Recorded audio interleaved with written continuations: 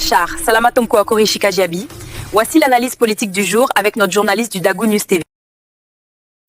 Mbola Char Chikajiabi, Akori Nandria, Akori Lahali, Assalamu alaikum, Mbola Char, miarahaba tompoko. Iroso amin'ny fanadihadiana ny lohatenim-baovao avy hatrany sika. Teny joro io ny fandrakana vaovao hitondra ny fanavozana eto Madagasikara izay tarihan'ny kolonely Mikael sy ny praiminisitra Hery Tsalama. Roa taona moa nitondrana izy ireo, izany hoe karazana teteza mity izy io, hitondra any amin'ny fifidianana izay ho filoha vaovao hitondra any Madagasikara. Isolo ny filoha orana Rajoelina. Miazakazaka tokoa ny toejarato eto amintsika taorian'ny tolona nandrodanana ny fitondrana volomboasary iny. Hita tokoa fa niezaka hanova ny tsy mety nataony teo aloha izao fitondrana izao, na ny olon-tsotra na ny mpanao politika dia nivalela sy afaka maneho ampahalalana ny heviny amin'izao fotoana izao. Mahatsiaro fa olona afaka tamin'ny fitondrana iny tokoa mantsy, raha mba mianakendry miteny na manohitsa iny fitondrana iny dia fanagadrana avy hatrany no miandry, na eny an-dalana na eny anivon'ny fiarahamonina na tamin'ny alalan'ny zotra sosialy na andahatsoratra na tamin'ny fahitalavitra dia nahita faisana avokoa. Ohatra Riselio le miaro lantomanandafy, ilay tovolahy nanao 5-5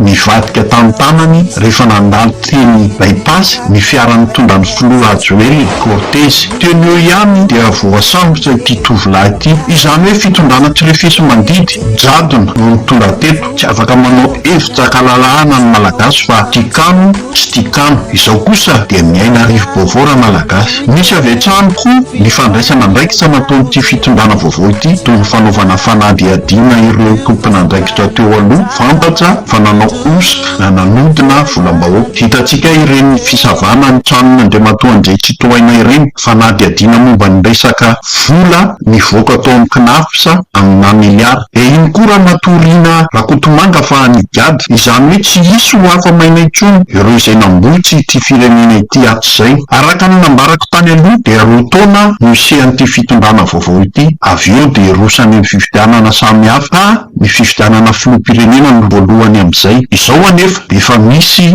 ny atoko vitsivitsy ary indrindra ireo atoko vaventy mihazakazaka mangalatra départ. Ny pety kelikely ny faritra eto Madagasikara. Araka ny filazan'ireo tompon'andraikitra amin'ireo atoko ireo anefa dia fanentanana tsotra no ataony, mba hanairana sy hanentanana indray ny mpikambana any amin'ny fototra na bazy. Maro anefa ny mpanara-baovao mahatsikaritra fa efa nangalatra départ sady ny atoko tiny, satria tokoa mantsy dia efa maro sady ny faritra nandehanany filohany dia Andriamatoa Ravalomanana izany. Teto Antananarivo farabarany teo tany aloatra, ilay fitsidiana ny mpikambana aloha dia zony tanteraka fa tokony ho any anaty sezin'ilay atoko no miseho izany hoy ihany ny mpanara-baovao, fa dia mamory vahoaka teny Akalamandrana na teny amin'ny kiandra fanaovam-bola mihitsy ity atoko ity, ary miendrika ho fampelezan-kevitra sady ny zavatra miseho eny an-tsehatra ataon'ireo mpikabary sy ny mpanentana miakatra teny. Somary nampiakapeo ny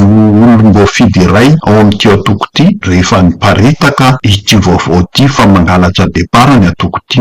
Izao anefa naninona hatramin'izay tsy nanao toy izao ny atoko ity, fa vao naheno ve hoe afaka rotona ny fifidianana dia izao niazakazaka izao sahady mba ho lola-arana amin'izay fifidianana io. Raha tena izay tokoa no tao an-tsainy, tokony tamin'ny andron'ny Rajoelina mbola teo anie dia efa mba nandeha nitety faritra ihany mijery ireo bazy ity atoko ity. Marina koa anefa fa tamin'ny andron'ny Rajoelina dia tsy azo ataony namory vahoaka, fa lazainy zareo fa ho fanonganam-pandakana avy hatrany izany. Mety mitombina ihany raha izao isy amin'ny fahalalahana izao raha toka mihetsiketsika ireo atoko ho ageja hatramin'izay. Ny filompandrakana ny kolonely Mikael aza nefa dia efa manipiteny sy fanamariana momba izany fihetsika ataon'ny atoko sasany izany, na dia tsy nanonona anarana atoko aza ny tenany tamin'izany. Raha samy amin'io izany tokoa anefa ny atoko rehetra dia lasa fandakan'ny Barosy Kabraraka izao fitondrana izao, ka samy manao izay tiany atao avokoa ny atoko rehetra. Mino anefa isika fa tsy izany no zava-misy eto amintsika. Enga anie mba tsy hiverina ireny zava-tsy nanjary teo aloha ireny. Izay no mahasoan'ny be sy ny maro ankehitriny. Izay indray no azo ambarantsika amin'ny analyse politika androany. Veloma vetivety tompoko.